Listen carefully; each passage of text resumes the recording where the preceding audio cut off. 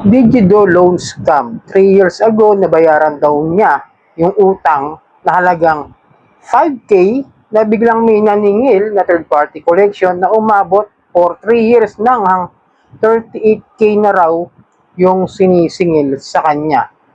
Okay? Sa video ito, pag-usapan talakayin natin kung ano yung ganitong klase ng mga loan scam na ginagawa ng mga online loan app kahit matagal ka ng bayad o kahit meron kang mga settled na mga utang. Okay? Pero bago ang lahat, maglalambing po muna ako sa inyo na pakisuportahan po at paki-follow po ang aking mga social media account ng Facebook, TikTok at ang aking YouTube channel. At kung nakatulong sa inyo ang video ito, ay malaking tulong din po ang simpleng pag-like, malaking tulong din po ang simpleng pag-share. At para updated po kayo sa mga videos na ginagawa natin dito sa usapang online lending apps, ay pakihit lang po ang notification bell. Disclaimer, hindi po ako nanghihikayat na mangutang kayo dito sa mga OLA. Ako po ay nagbibigay lamang po ng payo, gabay at patnubay kung paano nyo haharapin ang mga suliranin na ginagawa ng mga abusive, unfair debt collection practices ng mga online loan apps. At hindi rin po ako nangungonsintin, huwag magbayad ng utang. At hindi rin po ako abogado. Ako po ay kagaya nyo lang din, simpleng mamamayan na nagre-report din ng mga abusive, unfair debt collection practices ng mga online loan apps. Ito po, galing po sa group page ng Big Teams of Digido Philippines. Okay? Excuse me. Digido to JBP Management. Hindi ko alam kung meron ganito kasing excuse me, third party collection, no? Hindi pa ako naka-encounter ng ito. Mas kilala kasi yung mga iba, yung EMG, yung Bernales, yan mga kilala kong mga third party collection. Ito hindi ko pa masyadong familiar, pero ito sabi, permission to post admin. May nag-email sa akin na ang sabi na JBP Management Collection something daw sila at ipinasa na daw ni Digido sa kanila ng authorization to singil sa akin. From 5K na alam kong loan ko before na binayaran ko na 3 years ago sa GCash. At luckily, may receipt ako.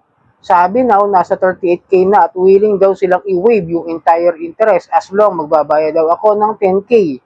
Grabing scam ito kasi bakit di nag-reflect bayad ko sa kanila at now ganun nakalaki? Kahit sabihin nilang i-waive, di ko babayaran yung something na alam ko nang binayaran ko 3 years ago. Anybody sa same scenario, ano pong ginawa ninyo? So, pag-usapan natin itong ginawang, actually talaga masasabi kong scam, yung ganito kong klaseng galawan ng mga online loan app. Lalo na dito kay Digito na na-revoke na po at hindi na ho nakabalik at wala na po talaga sa list of recorded online lending platform ng SEC. Talagang tinanggal na sila at hanggang ngayon ay alam kung umaapila sila dahil gusto nilang mabalik yung kanilang lisensya. Pero as of the video natin ito, nare-record natin is wala pa rin po sila sa SEC. Okay?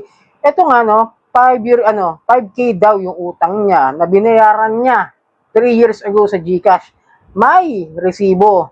So, nakakapagtaka lang na bakit ipinasa pa rin sa collection third party collection agency ng Digido yung itong isang account na ito na sinasabing merong hindi nabayarang utang. Di ba? Nakakapagtaka lang, no? Maaring dahil nga sa hindi na nga sila makapag-operate, ang ginawa na lang is binenta doon sa third party collection o binili ng third party collection.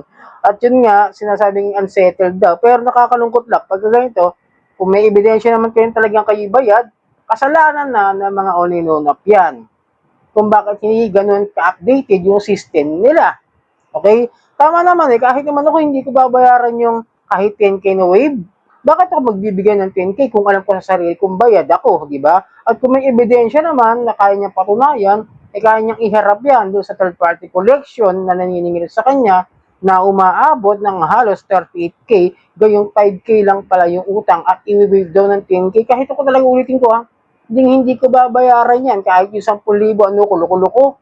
Walang loko-loko magbibigay ng ganyan na alam niya wala siyang utang. At ito, kung tatanungin niyo kung liable ba itong si JBP Management at si Digido sa mga harassment o pang-scam, yes, they are liable because bayad yung tao, sinisingil sa malaking halaga pagkatapos kasi kapag hindi Digido o yung kahit anong online loan app, nagtatransfer sa mga third-party collections at yung third-party collection is gumagawa din ng mga labag sa alituntunin ng mga unfair debt collection practices, both sides, alam ko, pwedeng ireklamo excuse me, sa SEC at yung mga harassment sa maaari matanggap ninyo doon sa kanila as long as meron kayong uh, legit na proof at evidence na pwede nyo isubmit sa mga ahensya ng gobyerno like the PNP, the NBI, at yung PAOK, no?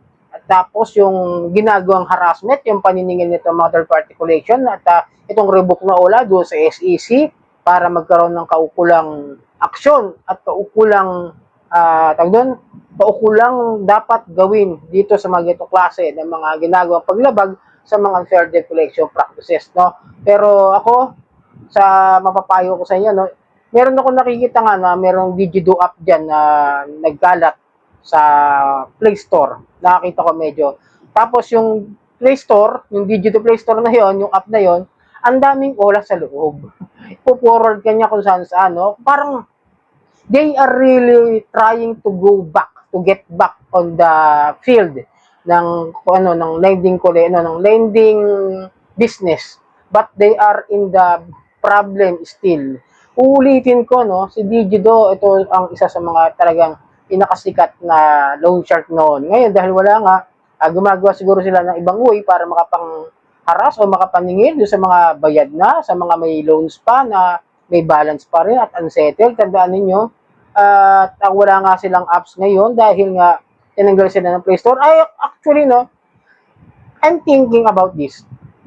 Maaaring na i-report sila ng SEC, no, sa Play Store na tanggalin dahil nga they are not liable na mag-operate. Sana ganyan yung ginagawa. Kung talagang gusto nang tanggalin ng SEC yung mga yan, pwede naman i-report lagi sa Play Store kasi kung government yung magre-report dyan sa mga apps, mas magiging maliwanag para sa Play Store na tanggalin talaga yung mga apps na abusado, mga may complain, mga katulad niya, di ba? Kung naalala niyo yung Easy Peso, hindi ko na nga nakita masyado sa Play Store yung Easy Peso, yung na-raid.